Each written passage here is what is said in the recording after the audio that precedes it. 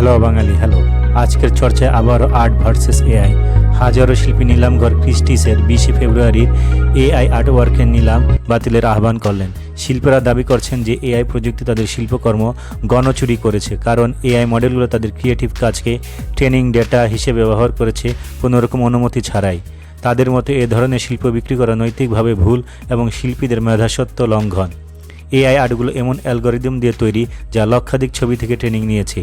এতে AI developer কোম্পানিগুলো লাভবান হচ্ছে, কিন্তু শিল্পীদের কোনো ক্রেডিট ও রয়্যালটি দিচ্ছে না। এই ঘটনা এআই এর ব্যবহার নিয়ে আইনি ও নৈতিক বিতর্ককে আরও তীব্র করেছে। প্রশ্ন উঠেছে, এআই জেনারেটেড আর্ট কি আসল শিল্প, নাকি এটা সামগ্রিক মানব সৃজনশীলতার সামারি বা মিশ্রণে জগাখিচুড়ি? নিলামঘর ক্রিস্টিজ বা সথিবিজ এর মতো নামজাদা প্রতিষ্ঠানকে সমালোচনার মুখে পড়তে হয়েছে। শিল্পীরা বলছেন এটি শিল্প জগতে এআইয়ের অনিয়ন্ত্রিত অনুপ্রবেশকে উৎসাহিত করবে। শিল্পীরা চাইছেন এআই ট্রেনিংয়ের জন্য তাদের কাজ ব্যবহারের আগে অনুমতি নেওয়া বাধ্যতামূলক হোক।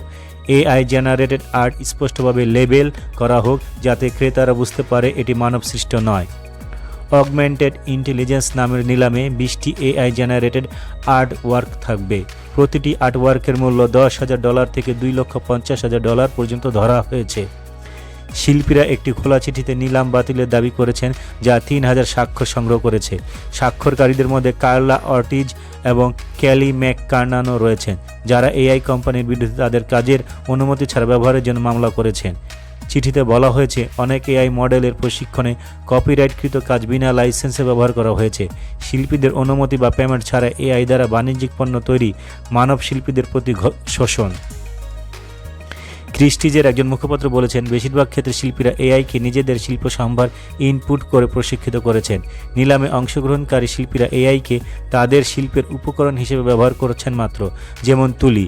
নিলামে অংশগ্রহণকারী শিল্পী ম্যাট ড্রাই হাস্ট সমালোচনা প্রত্যাখ্যান করেছেন। তিনি বলেন তার কাজ এআই প্রযুক্তির সাথে সম্পর্কিত এবং এআই আধুনিক প্রথা বিরোধী শিল্পেরই অংশ। এবং রেফিক আনাদল বলেন, এই প্রতিক্রিয়া অলস সমালোচনা এবং ধ্বংসাত্মক উন্মাদনার ফলাফল। এই প্রতিবাদ শুধু স্থানীয় নয়, এটি একটি বৈশ্বিক আন্দোলনের রূপ নিয়েছে।